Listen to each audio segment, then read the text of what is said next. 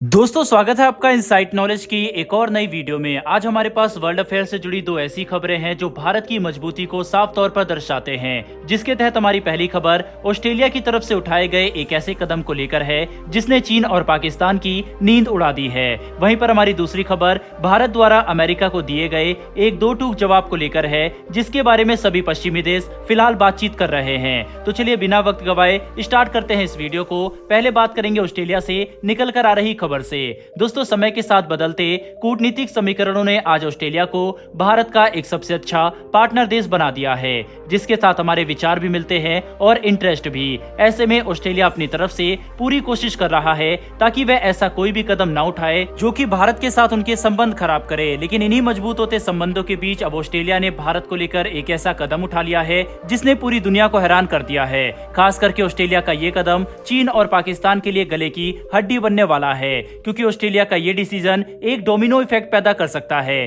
दरअसल दोस्तों media outlet की तरफ से निकल कर आ रही लेटेस्ट रिपोर्ट से इस बात का पता चला है कि भारत में मौजूद ऑस्ट्रेलिया के एम्बेसडर बैरी ओ'फेरेल जम्मू कश्मीर के दौरे पर गए और वह इस दौरे पर अकेले नहीं बल्कि एक छोटे से डेलीगेशन के साथ गए और वहां जाकर उन्होंने जम्मू कश्मीर के गवर्नर मनोज सिन्हा से भी मुलाकात की, जिसका मेन ऑब्जेक्टिव ये था कि ऑस्ट्रेलिया जम्मू कश्मीर में इन्वेस्टमेंट के लिए नए रास्ते खोज सके। आपको बता दें कि जम्मू कश्मीर में एग्रीकल्चर और फूड प्रोसेसिंग इंडस्ट्री को लेकर ऑस्ट्रेलिया काफी ज्यादा इंटरेस्ट रखता है, क्योंकि इस इंडस्ट्री को जम्मू कश्मीर में एक मजबूत टूरिज्म सेक्टर का सपोर्ट है, जिसकी वजह से ऑस्ट्रेलिया ये बात अच्छे से समझता है कि जम्मू कश्मीर अभी इन्वेस्टमेंट के लिए एक खुला मैदान है जहां पर वह जो चाहे जैसा चाहे बना सकते हैं। वहीं पर अगर आगे जाकर यानी कि 5 से 10 साल बाद जब जम्मू कश्मीर में अर्थव्यवस्था काफी ज्यादा मजबूत हो जाएगी और कई बिलियन डॉलर इन्वेस्टमेंट यहाँ पर शुरू हो जाएंगे, तब ऑस्ट्रेलिया को कई अलग अलग तरह के कानून और पॉलिसी का पालन करते हुए इन्वेस्टमेंट करनी होगी। लेकिन अभी भारत खुद ऑस्ट्रेलिया को सपोर्ट करेगा कि वह जम्मू कश्मीर में इन्वेस्टमेंट करे, इसीलिए ऑस्ट्रेलिया को लाइसेंस और अलग अलग तरह के अप्रूवल लेने से भी छुटकारा मिल जाएगा।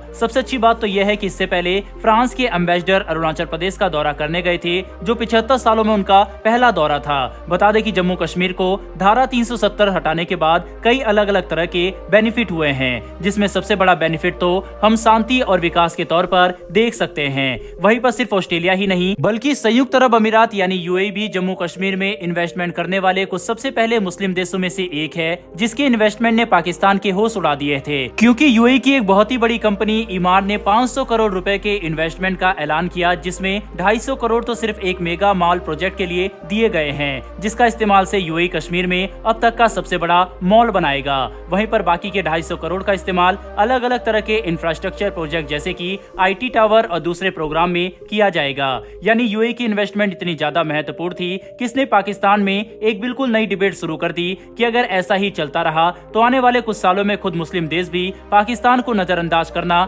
शुरू कर देंगे, क्योंकि अब धीरे धीरे इकोनॉमिक कैपेबिलिटी के मामले में भारत और पाकिस्तान का अंतर बहुत बड़ा होते जा रहा है। ऐसे में कोई भी समझदार देश भारत के ऊपर पाकिस्तान को कभी भी नहीं चुनेगा, जो पाकिस्तान के लिए किसी बुरे सपने से कम नहीं है। बहरहाल दोस्तों बढ़ते हैं हमारी दूसरी खबर की तरफ। तो दोस्तों ये खबर भारत की तरफ से अमेरिका को दिए गए एक ऐसे जवाब को लेकर है जिसने सभी पश्चिमी देशों को हैरान कर दिया है। दरअसल कुछ समय पहले अमेरिका के US commission on international religious freedom ने एक विवादित रिपोर्ट पब्लिश की थी, जिसमें भारत के अंदर धार्मिक आजादी को लेकर कई अलग अलग तरह के गंभीर उल्लंघन की बात कही गई थी, जो हर तरह से गलत है, क्योंकि अमेरिका की इस रिपोर्ट का भारत के अंदर जमीनी स्तर पर हो रही घटनाओं से कोई भी लेना देना नहीं है, और इसीलिए इस रिपोर्ट पर भारत की तरफ से भी काफी कड़ा रिएक्शन देखने को मिला, जिसके तहत भारतीय विदेश मंत्रालय के स्पोक पर्सन अरिंदम बागची ने अमेरिका को दो टूक जवाब देते हुए ये बात साफ कर दी कि यूएससीआईआरएफ की ये रिपोर्ट काफी बाइस्ड है और अमेरिका को ऐसी कोई भी रिपोर्ट पब्लिश करने से पहले भारत की डाइवर्सिटी और जमीनी हकीकत के बारे में ज्यादा अच्छी समझ रखनी चाहिए, क्योंकि भारत पर इस तरह की रिपोर्ट पब्लिश करके